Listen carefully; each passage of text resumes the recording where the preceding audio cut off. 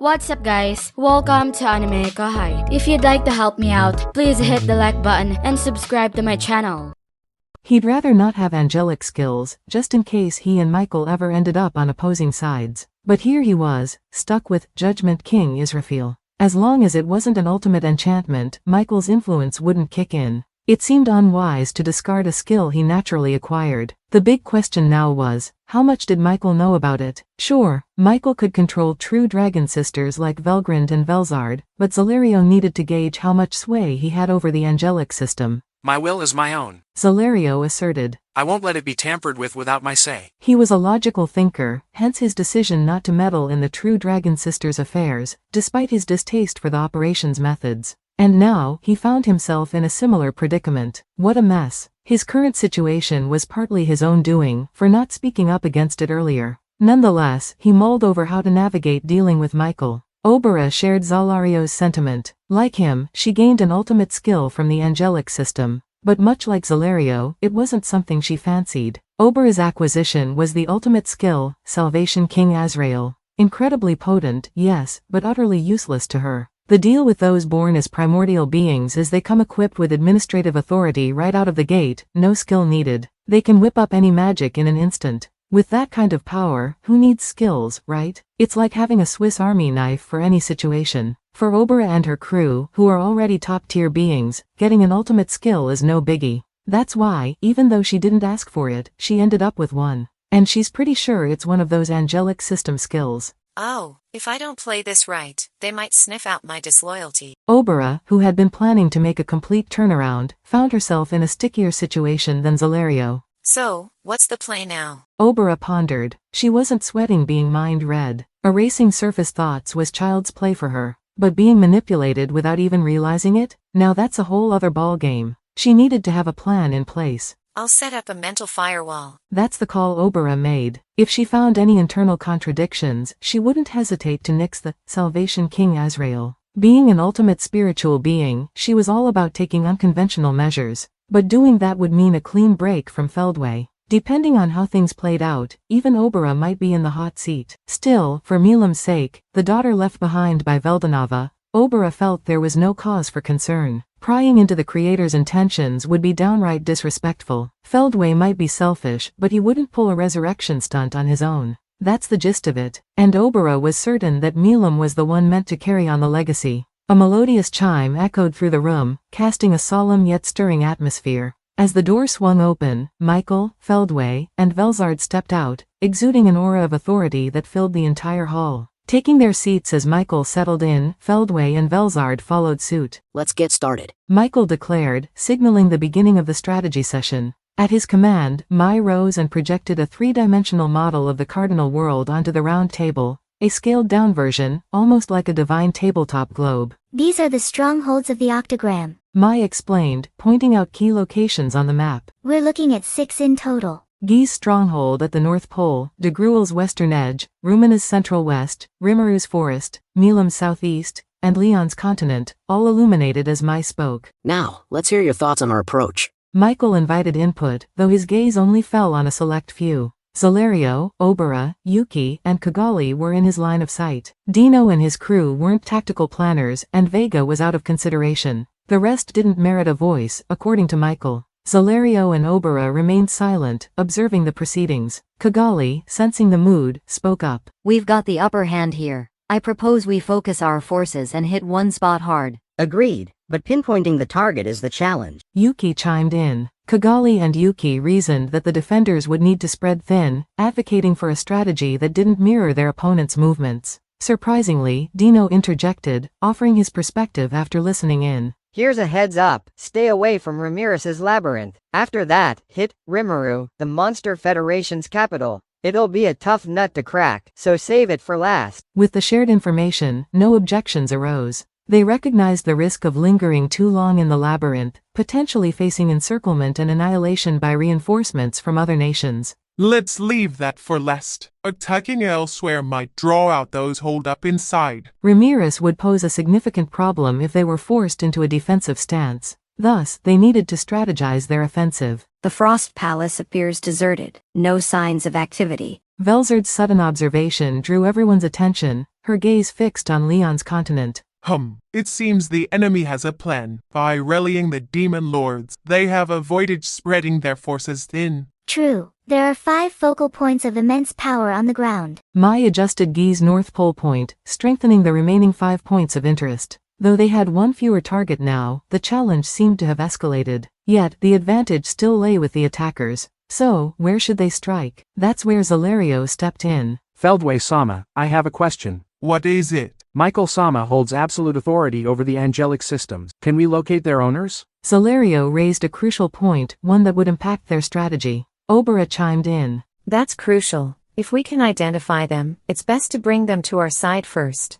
Michael pondered. I couldn't sense them before, but now I can. Others possess the Judgment King Israfil and the Salvation King Azrael. Dino and the others hold the Heavenly King Astarte, Glory King Haniel, and Rigor King Jabril. Kagali owns the remaining Domination King Melchizedek, and Arios holds the Punishment King Sandalphon. And then there are the higher angelic systems at the same level as mine. Upon hearing those words, Michael's expression darkened. That's insufficient. Tension filled the room immediately. What do you mean? Feldway inquired. Michael provided a succinct explanation. To begin with, Velgrin's charity King Rogel was retrieved and assigned to the appropriate individual. No one spoke in response. An uneasy silence settled, but Michael continued undeterred. Next is the Patience King Gabriel, which remains unrecovered and is still with Velzard. The cold beauty stayed still, her face blank. This was expected to maintain the dominance of the ultimate dominion. We know who holds these skills, but the other 3 remaining skills are more complicated. Michael went on with his explanation. He had taken Velgrin's power and also absorbed Velzard's dragon factor. This significantly boosted his strength, enabling him to detect the holders of the other angelic systems under his control. However, he only managed to locate the Purity King Metatron. What? If the ultimate skill Hope King Serial was involved, wouldn't it belong to the chosen hero Kranoa? There was no reaction. I'm not sure if my surveillance couldn't penetrate Ramiris Labyrinth or if there's another reason. Ramiris is formidable. It's not surprising you can't see into the labyrinth. Should we then assume that Covenant King Uriel and Knowledge King Raphael are also with someone there? I can't say for sure, but it seems likely. There's nowhere else my skill can't reach. There were no other skills created by Veldanava, leaving only Ramiris's intrinsic skill, labyrinth creation, as a possibility. So Michael concluded that the remaining 3 skills were likely concentrated in the same location. His assumption turned out to be accurate. However, by now, those skills had vanished, their essence altered beyond recognition. Unaware of this, Michael, Feldway, and the rest considered the matter resolved. All right then. No sweat. Valdora's in the labyrinth, and we are coming for him anyway. Once we find him, we can recruit him. Feldway declared confidently. Think the enemy's got an insider? Definitely. We will sniff them out eventually. Right now, let's focus on our first target. Feldway replied, contemplating their next move. I reckon we already know who to hit first. There's only one owner we're aware of, so why not start there? Yuki suggested, showcasing his strategic thinking despite his compromised free will. Good point. The one with Purity King Metatron is. Michael trailed off, pointing to El Dorado, Leon's capital. That's where the demon lord Leon who took me down resides. Kagali muttered, realization dawning as she connected the dots. It was decided, and Yuki, with a grin, inquired. Who's up for the attack? I'm in. Whether it's Leon or whoever, I'm hungry for a bite. Vega declared boldly. Didn't you hear? Leon might join us. Yuki reminded him. Fine. I'll just have to save my appetite for the rest of them then. Vega grumbled, the decision made between them, uncontested by others. War declarations weren't necessary since the aim of the conflict was to resurrect Veldanava. Michael and Feldway reached this conclusion. Naturally, the war would commence with an unexpected strike. There was no need to hold back any forces, but Feldway had his own thoughts on the matter. Our goal is to capture the owner of Purity King Metatron. It would be beneficial to eliminate some of those who stand in our way, but causing unnecessary damage here is not fun. Let's leave the weak ones behind. He decided to attack only with their strongest fighters. Michael's ultimate dominion was powerful but not automatically activated. It allowed complete control over the angelic system, but only if he made eye contact with the target. Similarly, Regalia Dominion had even more complex requirements. The Dominion bullet, loaned to Lieutenant Kondu, could target one person, but it had a low success rate unless the target was taken by surprise.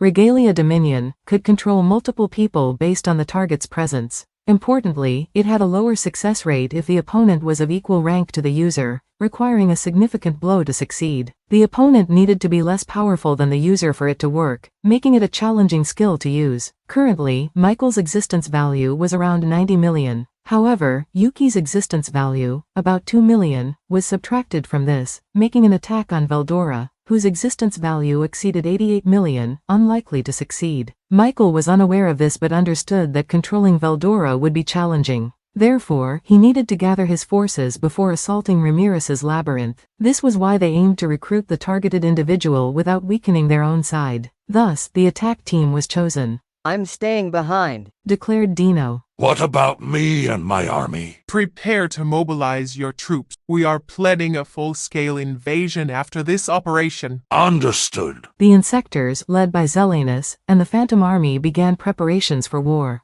Zalario's forces were organized by Dali's and Nice. Since Obera's army was still stationed at the otherworldly stronghold, Obera would return and hand over command to Oma. Then, all the remaining officers headed to battle. With just the officers, Mai's instantaneous movement could transport them to their destination instantly. With Obera, locating the coordinates using presence detection was easy, and they could quickly rendezvous using spatial transportation. With this strategy, the surprise attack was set in motion. That's it for this video, guys. Thank you for always watching my videos and supporting my channel. A big thanks to the AnimeKouhai patrons who made this video possible.